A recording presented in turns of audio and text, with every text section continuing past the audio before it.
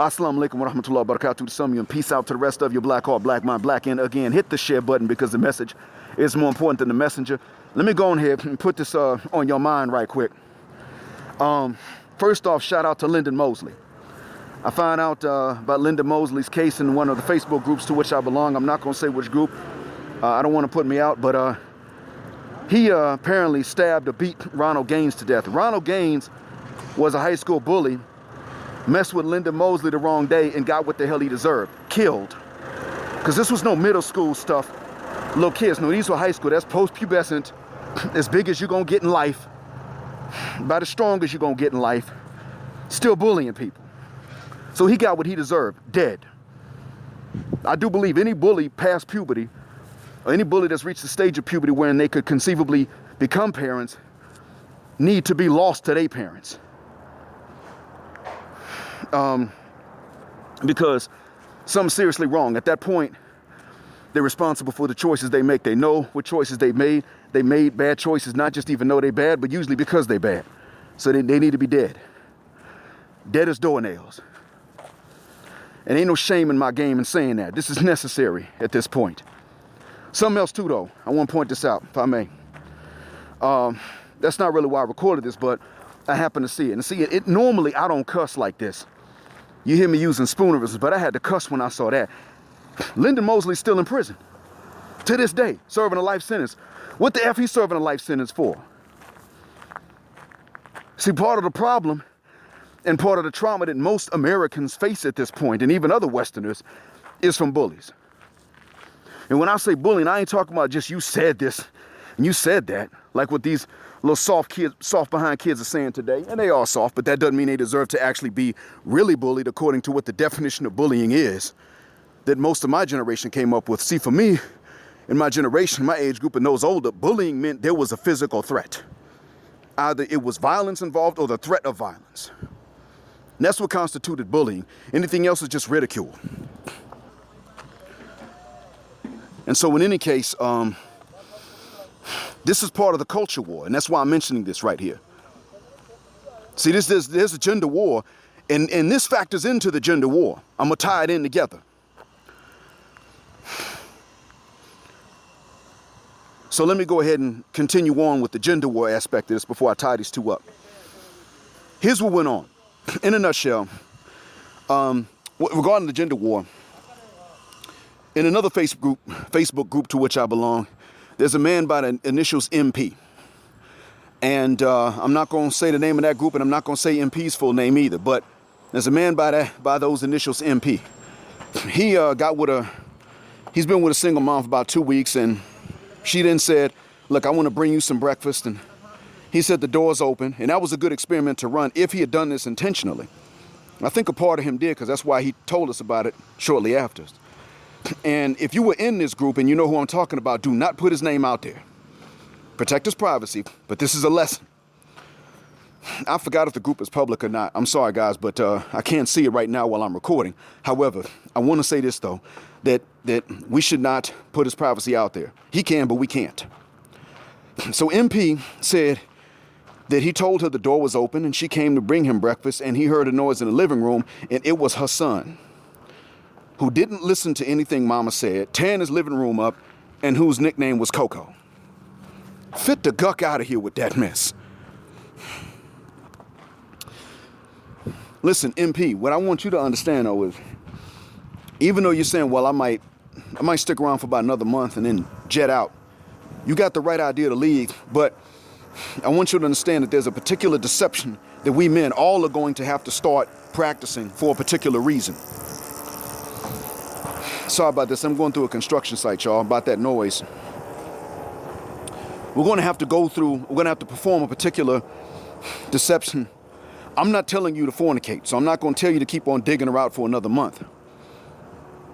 But see, we still may have to tell some of these ladies this. If you ain't Muslim, you ain't going to be Muslim, then go ahead and tell these women, yeah, you only good for a roll in the hay. And make that plain.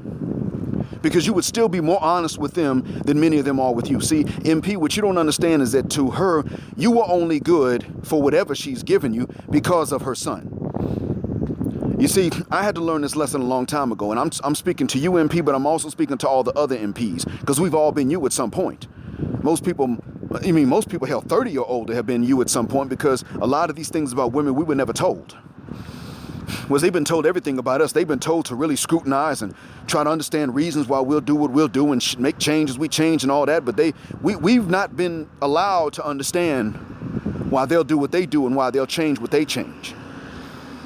See, even when they change up when they have kids, we're like, oh, well, they matured. No, they just got more desperate. And we need to start thinking that way about them, because that's how they view us. That's how they interpret everything they see from us. They don't give any benefit of any doubt, so we need to stop doing the same thing. Nope, no benefit, no doubt. No benefits of any doubts. No, cuss word. You just got desperate. And that's how we have to train. That's how we have to act.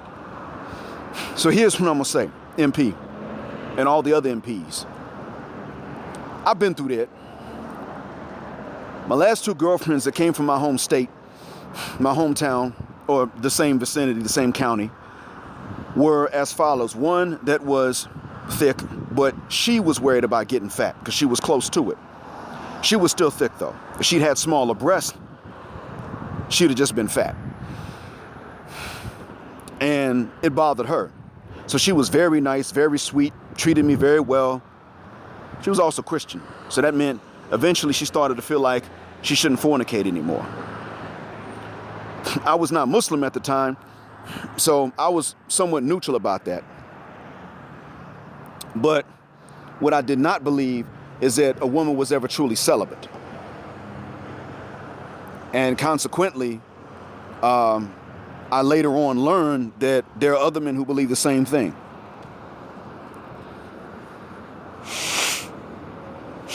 Sorry about that. Next, I started dating, and I'm going to be honest with you. My own mother said to me, everything about her that's good is because she's compensating for her weight, son.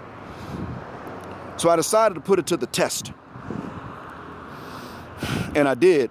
And I think my mother was right. I didn't know how much is this girl aware of this. But I believe what my mother said. I just don't know how aware of this girl is, how much of that is conscious and how much is subconscious. These days, what I say is, men, we shouldn't even fiv-a-guck. It's nice to know, but that's not really always something to factor in because of this one thing, and that is that the women don't do the same thing for us. If we do something subconsciously, not meaning any harm, they don't care. They'll call us on it even as though it's conscious, even if that's not even why we did it. And that's the secret to all of this, MP and the other MPs. Judge them as they judged you. Everything for which they would hold something against you is a reason to hold something against them. Every reason they have for losing interest in you or leaving you is a valid reason to lose interest in or leave them. All you got to do is make things even, and all of them will fail according to their own standards by which they've been judging and assessing us the whole time. You're not Superman. Neither is Lois Lane. It's that simple. The next girlfriend had a child. She was a single mom. She treated me well. She treated me better than I'd been treated before. It was very similar. This time my mother didn't say she wouldn't treat you like this if she didn't have a child. There was something she said that made me think, okay, she wouldn't treat me like this if she didn't have a baby. But I wasn't sure how aware she was or was not. And to this day, she maintains that she really did love me, and maybe she did. But I still have to ask myself, would I have had a chance if she had not already had a child?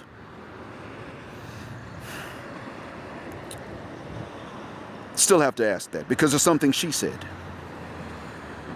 And I've since come to the conclusion that whether she knows it or not, she would not have. I would have had no chance with her if she had been childless. Unless there was something else to drop her SMV. And the same with the first woman. I would have had no chance if her stomach had been smaller and her breast had been the same size. I would have had no chance.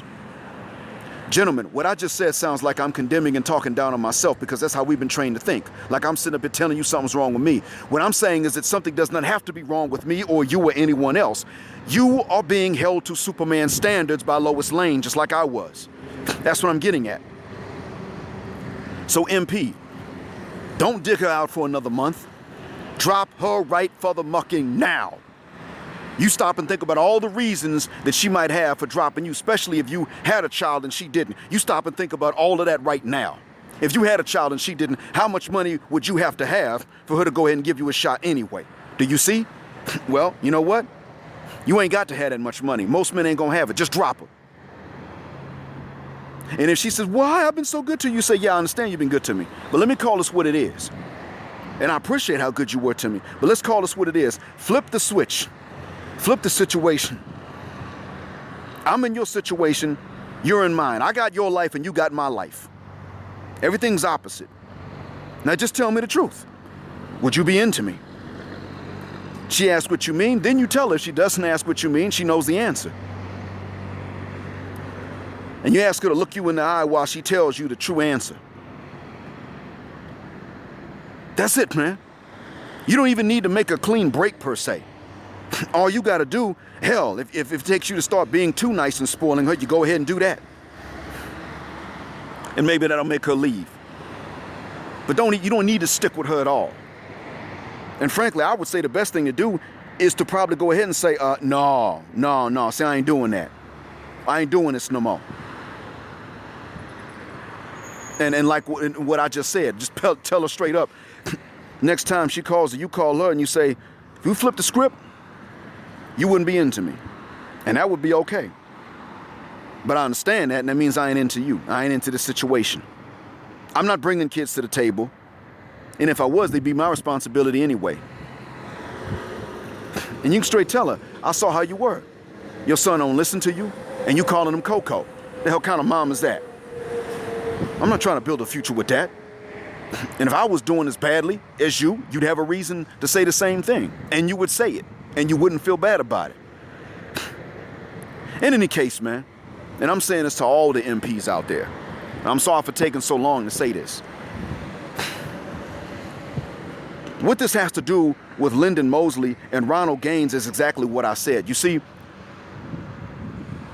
when you factor in the single mom epidemic and these babies being raised by moms that either pick men that wouldn't stick around or won't let the men stick around when they want to, we have to remember what's going to result from that.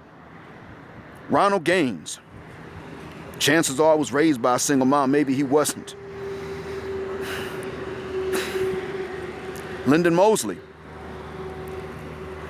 maybe was raised by one and maybe he wasn't. But if you look at how bad it is in white communities and in black communities, this bullying epidemic that these kids gotta face, let's just be honest with ourselves. We're gonna have it a little bit worse than they are. And a large part is going to be due to the absence of men that are allowed, and I said it that way intentionally, allowed full authority over these kids proportional to the responsibility that these men have been told to take for them. That we have been told to take for the kids. That's what winds up happening. The men are held responsible, but the women get all the authority. Are you effing kidding me? All that really means is just pay. Nigga, just shut up and pay. Give us your money that you worked for. It's ours now. Don't say anything and don't try to give us any input. And if we do, say something that's gonna make us feel good. That's what you're dealing with. That's why it was that Ronald Gaines wound up having to die. It's not dads kicking kids out and churning out kids that wind up like this most of the time. It's moms. Sometimes the moms mean well and sometimes they don't care, whatever the case is. That's who's kicking the kids out. That's who's doing it. And they know it too. Even amongst, in the white community, with the bullying epidemic becoming as bad as it is to where kids pre-puberty are committing suicide, guess who's raising them now? In their own community, single motherhood's on the rise as an institution and a badge of honor. Same thing with them. So we're seeing the same result. I don't see why we should be patient with any of this stuff. Because what's going to wind up happening is that Coco is either going to be seriously bullied or he's going to become the bully. It's likely to be one of those two. And I don't really care what excuses any of the sisters are going to give for this. There are those who really didn't have a say-so. I know there's single moms that really are struggling and they really don't have a say-so as to what happened, and they became single mothers against their will and in spite of making better decisions. I understand that. By the same token, we have to be honest. They've had their reputation ruined by the ones that made the decision, decided I'm going to be a single mom. They're in the minority. The majority are the ones that made dumb decisions because they were stupid decisions to make, so they could join the club and get social approval despite the struggle and the toll the struggle was going to take on them and on the kids and on the family structure moving forward. Because frankly, right now, I'll be honest, man, it's been like this even since I was coming up. Right now, I can't sit up here and say to my son, well, listen, I'm going to put you, or I'm going to match you up with somebody that comes from a stable family in the United States. I can't do that. He knows. He wants to go back to that, bring our family back into that situation. He's going to have to go to Southeast Tropical Asia. He's already said it. He knows he's going to have to exclude China and Korea and maybe Japan because of their attitudes towards us. He's aware of that. So he came to this understanding without me telling him anything. And at the end of the day, I want you gentlemen to understand too, when you face these limited options and limited choices, again, remember, you MP, remember this, and all the other MPs remember this. When you face a situation in which this is your best option, that single mom, the mother of Coco, and that's your best option at that particular time, it's not your fault. They acted as a union in a concerted war effort to limit your options. And not because of something that was wrong with you, but simply because you're not bulletproof and you can't fly. I kid you not. That's what you've been facing. It's a war. And I've been saying it's a war for that reason.